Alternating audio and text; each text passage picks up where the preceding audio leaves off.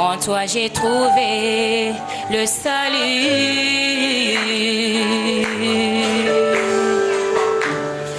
Reçois, ô Dieu, l'adoration d'un cœur que tu as sauvé. Je veux t'adorer.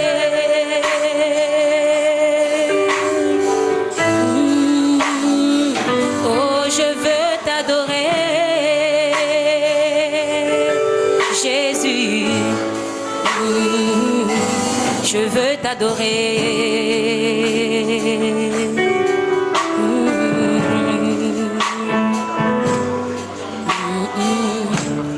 Tu es le Dieu de ma vie.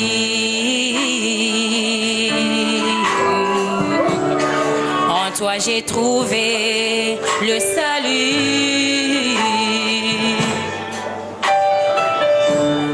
Reçois, ô Dieu, l'adoration d'un cœur que tu as sauvé. Je veux t'adorer. Oh, oh, je veux t'adorer.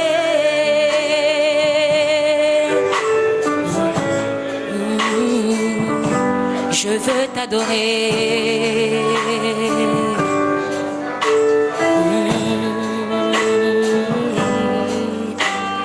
Père, nous t'adorons.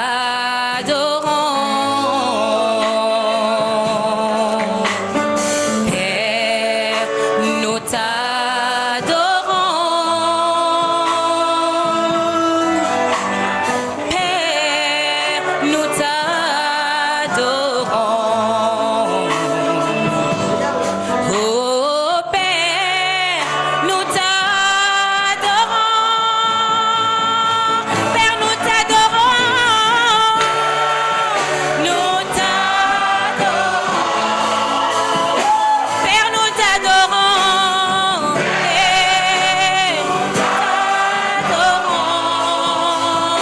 Père, nous t'adorons. Nous t'adorons. Père, nous t'adorons. Nous t'adorons.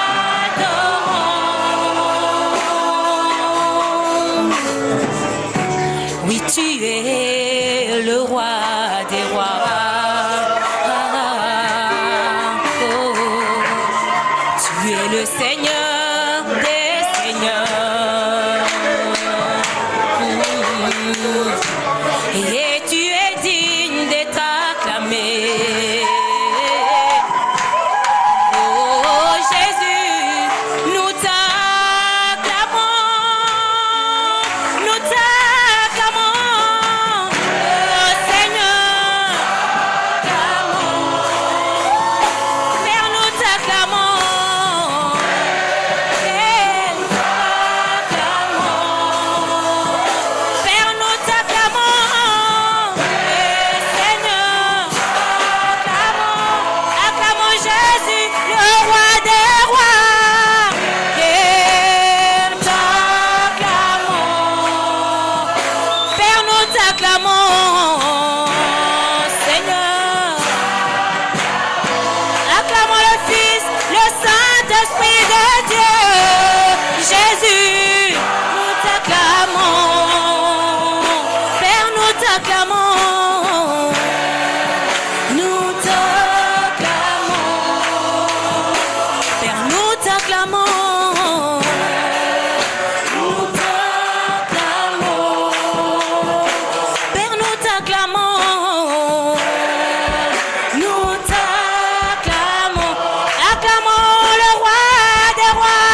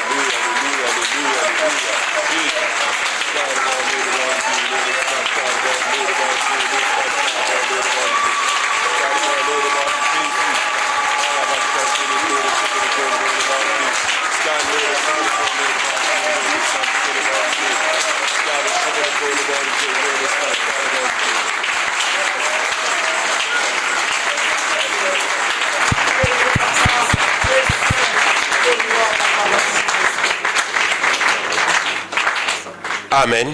Amen. Bonjour tout le monde. Bonjour. Que tout le monde prenne place.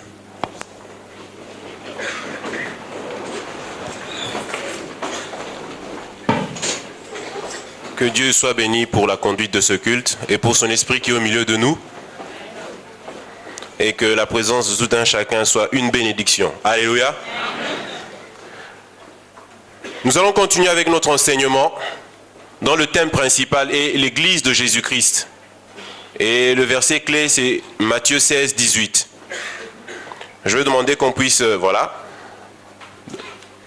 Notre thème a 3 sous-thèmes, l'Église universelle, l'Église locale et Église homme. Nous avons commencé avec l'Église universelle et aujourd'hui, par la grâce de Dieu, nous allons attaquer l'Église locale. Et pour l'Église universelle, il y avait 3 points, 3 principaux points, qui sont la préfiguration de l'Église, la définition de l'Église, le fondement et la vision de l'Église. Amen. Je veux juste faire un petit rappel sur la vision de l'Église. Pour ceux qui étaient là, ils reconnaissent notre parcours. Juste un petit rappel sur la vision de l'Église. Alléluia. Et après, nous allons attaquer l'Église locale.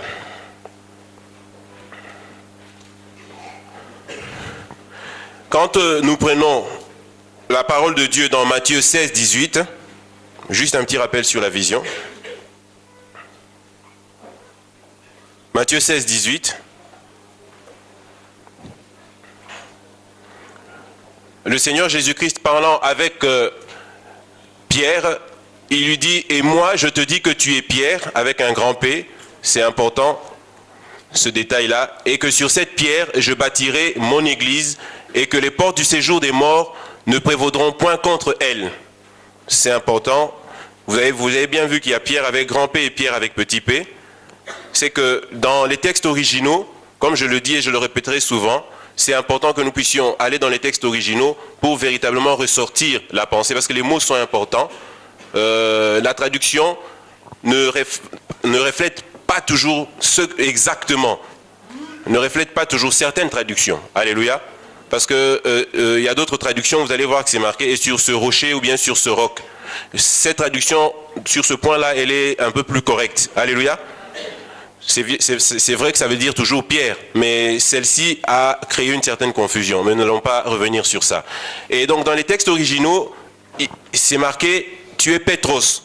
Ça c'est la personne Pierre, et sur cette Pétra, qui est le rocher, le roc, la révélation que Pierre venait de sortir en disant « tu es le Christ, le Fils du Dieu vivant ». Alléluia. Et c'est sur ça que le Seigneur Jésus-Christ a dit, c'est sur cette révélation-là, alléluia, de la personne de Jésus-Christ, c'est sur cette révélation-là que je bâtirai l'Église. Amen. Alors, nous avons parlé de la vision jeudi. Je voudrais bien faire une distinction. Il y a une différence entre vision et mission. Alléluia. C'est très important. C'est très important parce que pour ceux qui étaient là dès le départ, nous avions dit que 90%, seul Dieu connaît exactement la proportion, mais c'est juste une estimation. 90% de nos assemblées fonctionnent non selon la parole de Dieu, mais selon la tradition. Alléluia. Amen. Le conducteur du culte, le président du culte nous a donné le verset dans Matthieu 15, du premier verset jusqu'au 6e verset, où Christ est en train de dire, vous annulez la parole de Dieu au profit de votre tradition. Alléluia.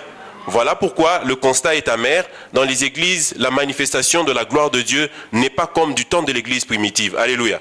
Et par la grâce de Dieu, nous voulons revenir sur les fondements. Alléluia. Que véritablement Christ soit le socle de tout ce que nous faisons. Alléluia. Puisque en parallèle à l'évangile, il y a la tradition. La tradition utilise les termes bibliques. La tradition présente les choses de Dieu, mais ce n'est pas la pensée de Dieu. Alléluia. Voilà pourquoi Christ dit, vous annulez la parole au profit de votre tradition. Et dans la tradition, il y a un profit pour une certaine classe, pour un certain type de personnes. Alléluia.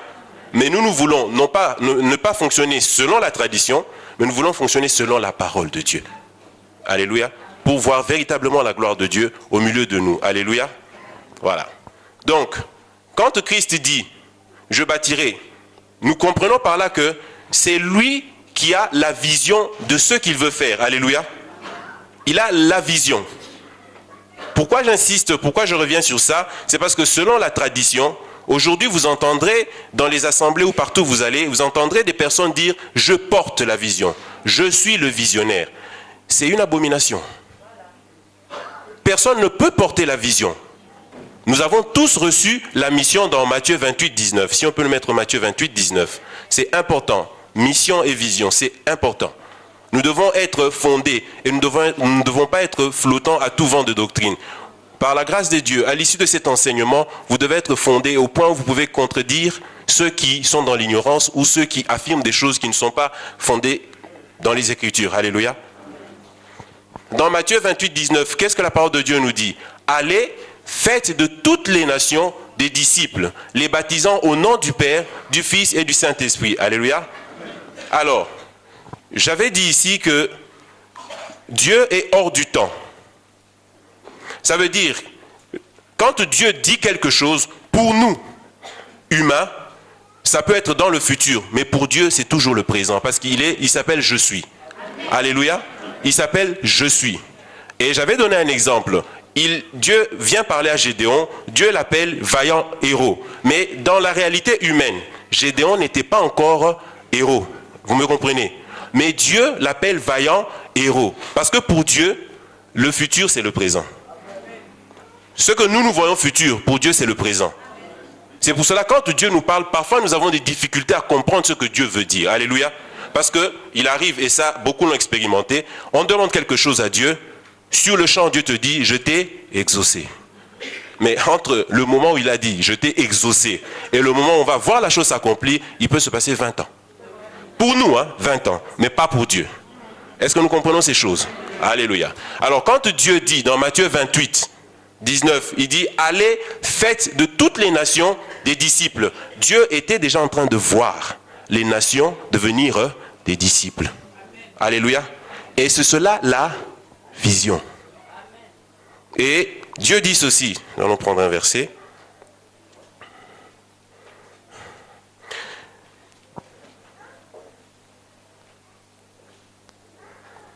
Dans Luc 14, 28 à 30,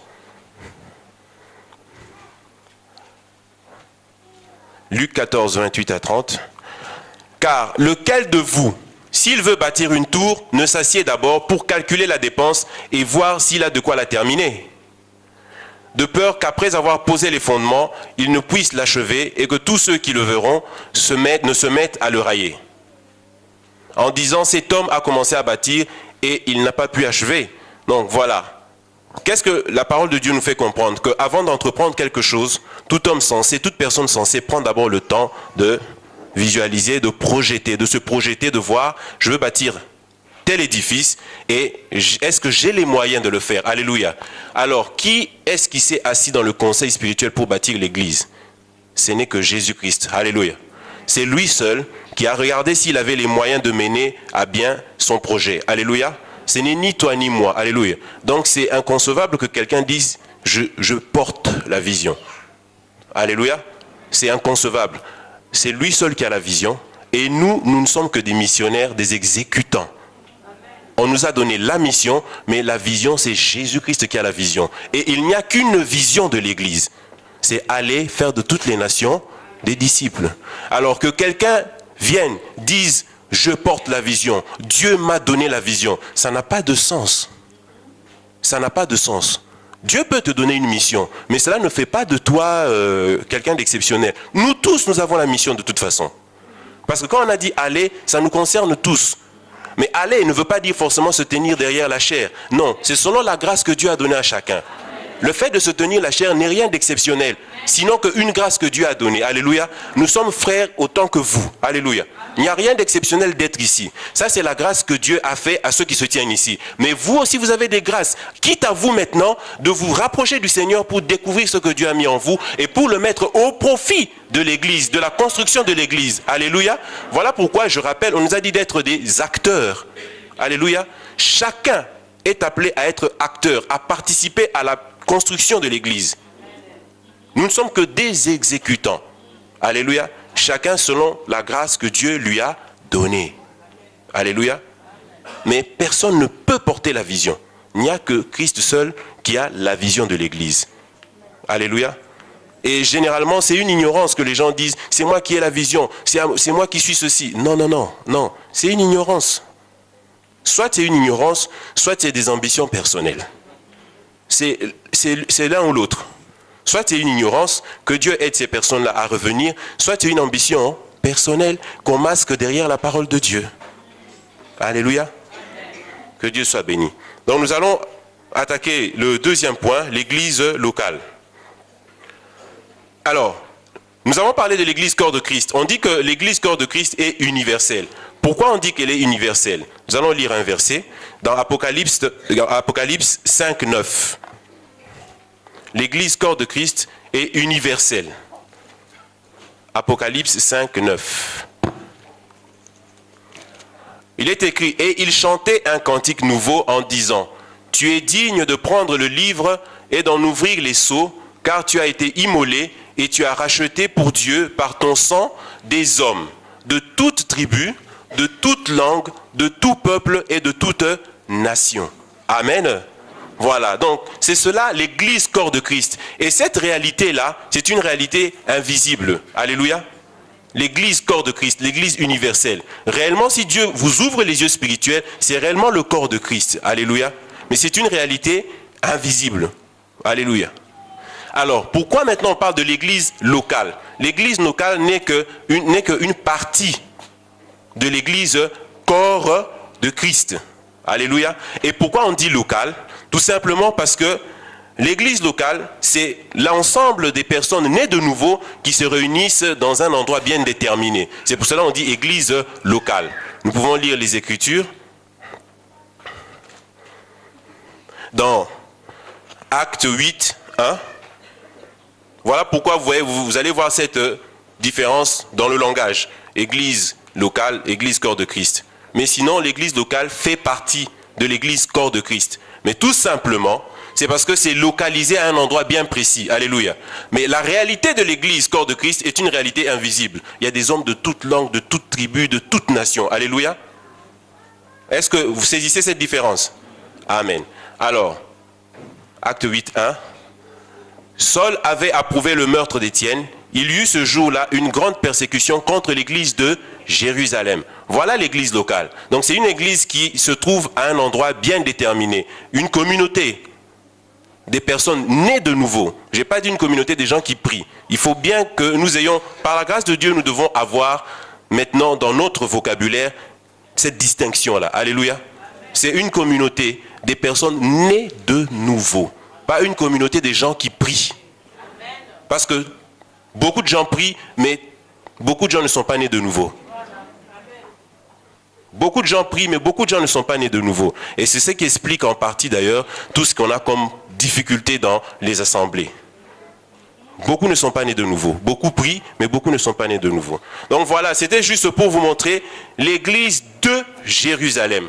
Pour dire, voilà une église locale. Il y a encore d'autres exemples dans la parole. Nous pouvons prendre Actes 13, 1. Il y a encore d'autres exemples. Quand vous lisez les Écritures, vous voyez il y a des précisions. L'église de Corinthe, l'église de Galate, l'église d'Éphèse. C'est cela qu'on appelle église locale. On peut mettre Acte 13, 1, voilà. Il y avait dans l'église d'Antioche des prophètes et des docteurs. Mais ce que je voulais, c'était que nous puissions voir l'église d'Antioche. Donc l'église locale, je le répète encore pour ceux qui écrivent, c'est l'ensemble des personnes nées de nouveau qui se réunissent dans une ville, dans une région, dans un endroit bien déterminé. C'est pour cela, vous voyez, dans notre langage, nous parlerons de l'église locale. Alléluia. Alors, seul Dieu connaît ceux qui lui appartiennent. Seul Dieu connaît ceux qui lui appartiennent.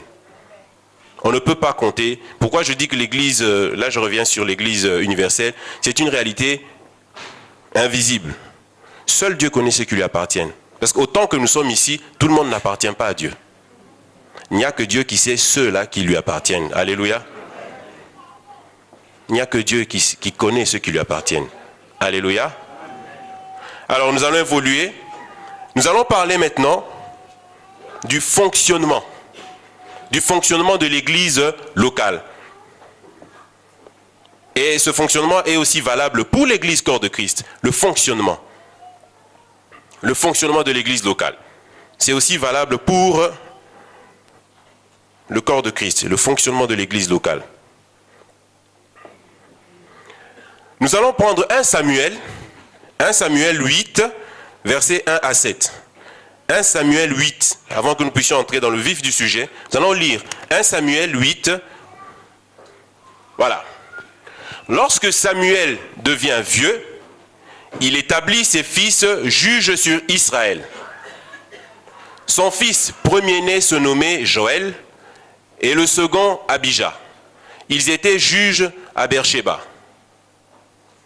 Les fils de Samuel ne marchèrent point sur ses traces. Ils se livraient à la cupidité, recevaient des présents et violaient la justice.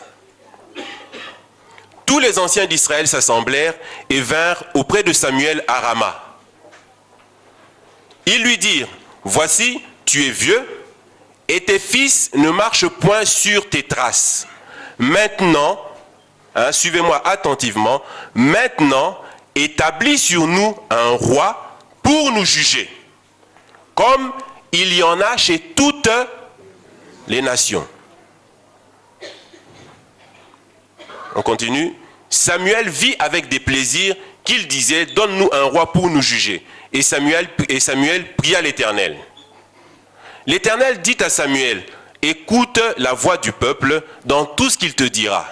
Car, suivez très bien, ce n'est pas toi qu'il rejette, c'est moi qu'il rejette, afin que je ne règne plus sur eux. » Alléluia. Amen. Alors, quand on analyse, Samuel est vieux. Samuel est vieux. Alors, il établit ses fils comme étant des juges.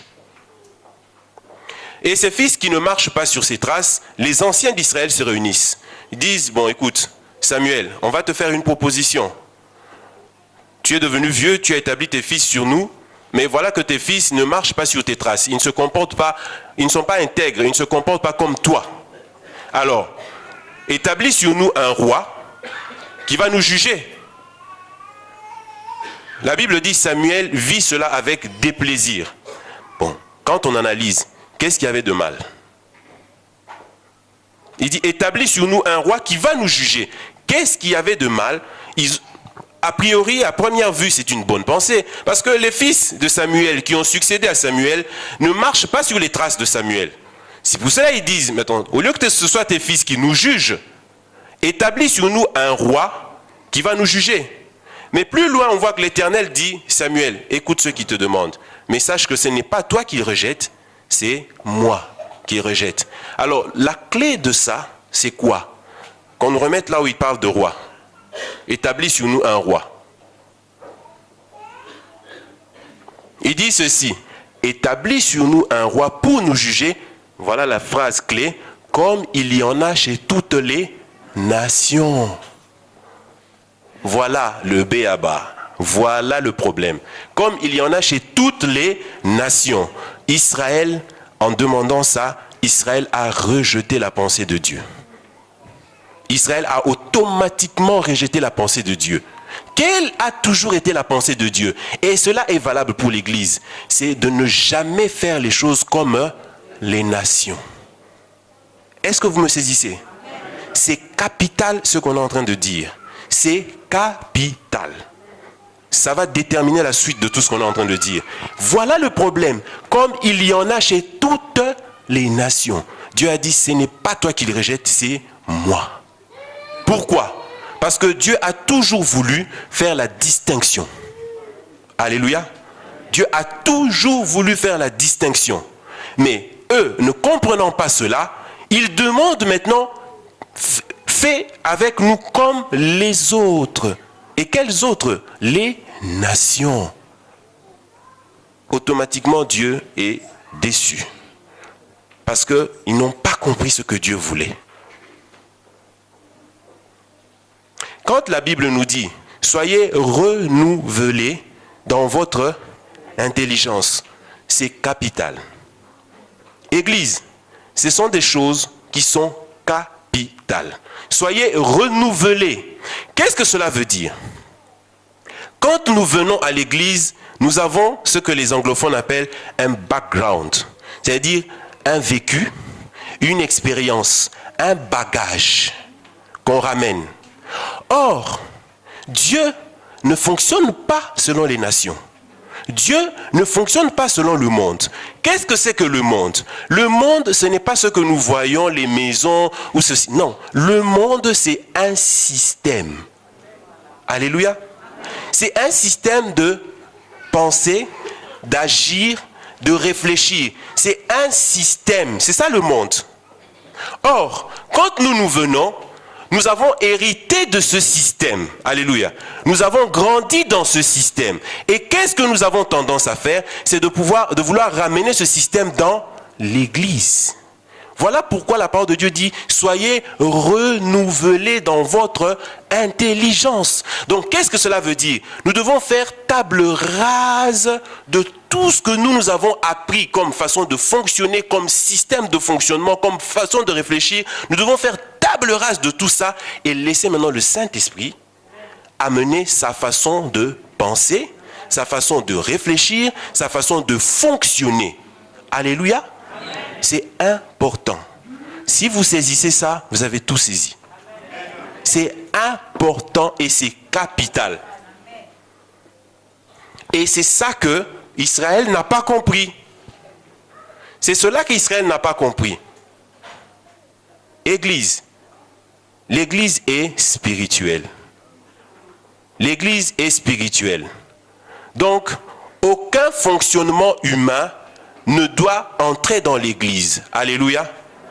Et je vais vous expliquer une chose. Nous avions vu dans Genèse 3 que Dieu disait ceci. Je mettrai inimitié, parlant à la femme, au serpent, pardon. Il dit, je mettrai inimitié entre toi le serpent et la femme et ta descendance et la descendance de la femme. Alléluia. Nous avions dit que la descendance, c'est un mot hébreu, zéra, qui veut dire race. Et nous avions dit qu'il n'y a que 2 races dans le monde. Humainement, nous disons qu'il y en a 3, mais dans le monde, spirituellement, il n'y a que 2 races. La descendance du serpent et la descendance de la femme. Alléluia. Qu'est-ce que Dieu veut montrer? En fait, la descendance du serpent a voulu s'affranchir de l'autorité de Dieu. Est-ce que vous me saisissez? La descendance du serpent a voulu s'affranchir de l'autorité de Dieu. Et c'est cela le monde. Le monde, par la technologie qui évolue, par son intelligence, de plus en plus le monde va très loin. Alléluia. Découvre encore des choses. Et le monde croit pouvoir ne plus dépendre de Dieu. Alléluia. Est-ce que vous me saisissez? Revenons dans Genèse, là où Satan est en train de parler, le serpent est en train de parler à la femme. C'est quel verset, si vous pouvez m'aider? C'est dans Genèse. Dans Genèse 1. Voilà.